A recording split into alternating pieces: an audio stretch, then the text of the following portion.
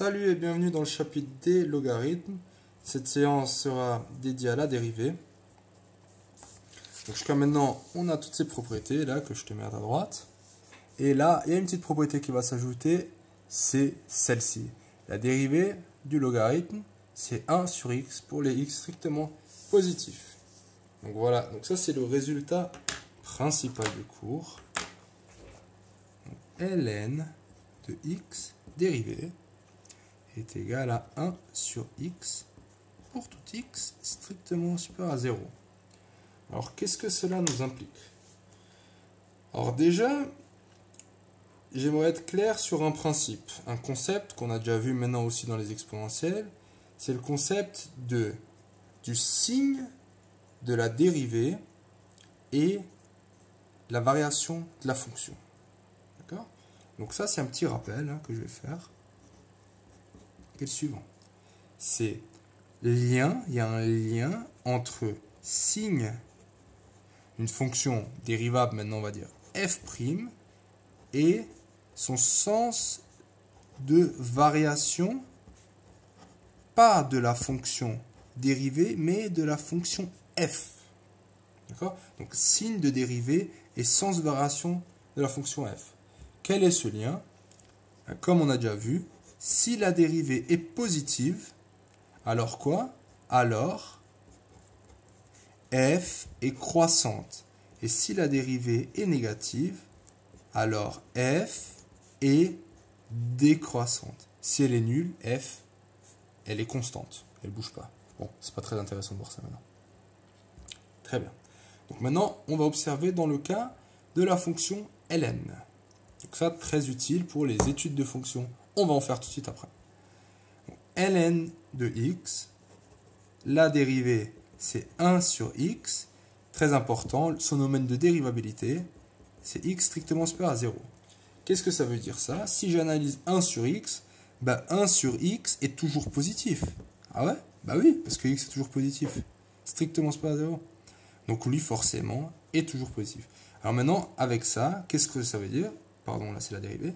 Donc ça veut dire que la dérivée étant positive, ln est croissante, ce qui est en accord avec la fonction qu'on a bien vue au tout premier cours de notre chapitre, la fonction ln, qui est bien une fonction croissante. On a aussi utilisé les propriétés de croissance pour les inégalités lorsqu'il n'y a pas changement de signe. Petit rappel, pour que tu fasses bien le lien. Et si ce n'est pas encore fait, je te conseille vraiment de faire les exercices sur les inégalités. Quoi d'autre? Bah écoute, je pense que le meilleur maintenant, ça serait de faire un exemple que je te corrige directement. Donc on va faire un petit exemple, un petit exercice corrigé. Donc, allez, c'est parti. Exemple, dérivée de x ln de x sur x strictement supérieur à 0. Donc là, je te donne directement le domaine de définition, parce que le but, c'est pas de trouver ça, c'est juste que tu dérives une fois. Ça marche? C'est parti. Alors, comment on s'y prend? Donc là, première étape, qu'est-ce qu'on fait quand on dérive? La première étape, c'est de faire quoi? Alors comme d'hab, je te sors ma petite feuille des étapes. Je te conseille aussi d'avoir sur toi. Alors c'est quoi les étapes des dérivées? Donc on doit dériver ça. Alors tout d'abord, quelle est l'opération? Donc juste, je précise que l'ensemble de dérivabilité est déjà donné, le domaine.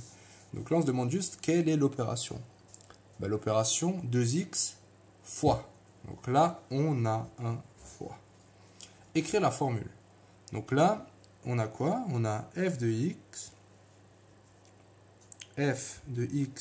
fois g de x. La dérivée de ça, c'est quoi? C'est f' de x fois g de x. Quand c'est un fois, il se tourne le fois et devient plus g' de x fois f de x. Donc d'abord, on dérive le premier, le deuxième ne bouge pas. Le fois, il se tourne, devient plus, et après on dérive le deuxième, et le premier ne bouge pas. Très bien. Troisième étape, qui est f, qui est g? bah, f de x, c'est égal à 2x, hein, logique, et g de x, c'est égal à ln de x. Après, on calcule ça à travers les formules. Donc, f' de x, c'est quoi? La dérivée de 2x. La dérivée de quelque chose de la forme ax, c'est a, le coefficient directeur. Oh, pardon, c'est 2. Et la dérivée de ln de x, ah, bah tiens, ça on vient de l'apprendre. C'est quoi? C'est g' de x est égal à 1 sur x. Nickel. Donc ça c'est fait maintenant. Maintenant on recopie tout bêtement et on remplace. Donc j'ai ma dérivée. Hein. Donc 2x ln de x, la dérivée de ça est égale à quoi? Est égale à f' de fois g de x ln de x plus g', donc c'est 1 sur x fois f de x. Qu'est-ce que j'observe là? Les x, ils se simplifient si x est différent de 0, ce qui est le cas, parce qu'on est sur strictement supérieur.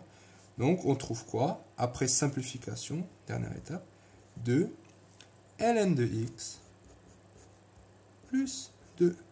Et si tu veux bien faire, tu peux encore écrire 2 facteur de ln de x plus 1. Donc voilà, ça pour x strictement supérieur à 0. Petit exercice appliqué à la dérivée. Parce que comme tu vois, la dérivée, bah, la seule chose à retenir, c'est que la dérivée de ln de x, c'est 1 sur x.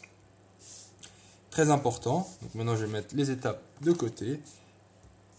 Ça, le signe de la dérivée influe sur la variation de la fonction.